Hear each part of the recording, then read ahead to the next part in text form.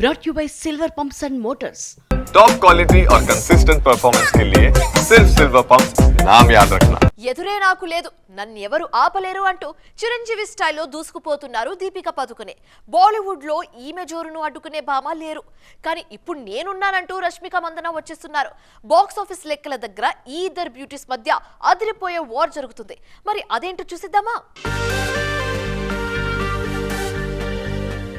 ఇటు విజయాలు అటు వివాదాలు రెండూ ఎంజాయ్ చేస్తున్నారు రష్మిక మందన.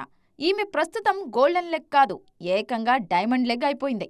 అడుగేస్తే 500 కోట్లు, వర్కౌట్ అయితే 1000 కోట్లు అన్నట్లుంది ఇప్పుడు ఈ భామ జోరు. గత ఏడాదిగా బాలీవుడ్ను రూల్ చేస్తున్నారు రష్మిక మందన. ఈమె కంటే ముందు దీపిక ఈ ప్లేస్లో ఉండేది. బాలీవుడ్లో అత్యధిక 500 కోట్ల సినిమాల రికార్డ్ ఇన్నాళ్లు దీపిక పదుకునే దగ్గరే ఉంది. 2023లో ఈమె నటించిన పఠాన్, జవాన్ సినిమాలు కేవలం హిందీలోనే 500 కోట్లకు పైగా వసూలు చేశాయి. ఇప్పుడు ఈ రికార్డ్ రష్మిక బద్దలు కొట్టేశారు. పుష్ప 2, యానిమల్ సినిమాలు హిందీలో 500 కోట్లకు పైగానే వసూలు చేశాయి.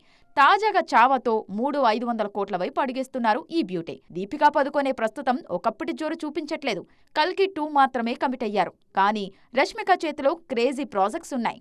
రంజాన్ కు సల్మాన్ ఖాన్ తో నటిస్తున్న సికిందర్ విడుదల కానుంది. ఇది హిట్ అయితే 4వసారి 500 కోట్ల క్లబ్లో చేరినా ఆశ్చర్యపోనక్కర్లేదు. ఎలా చూసుకున్నా రాబోయే 2 ఏళ్ల వరకు బాలీవుడ్ పగ్గాలు రష్మిక చేతుల్లోనే కనిపిస్తున్నాయి.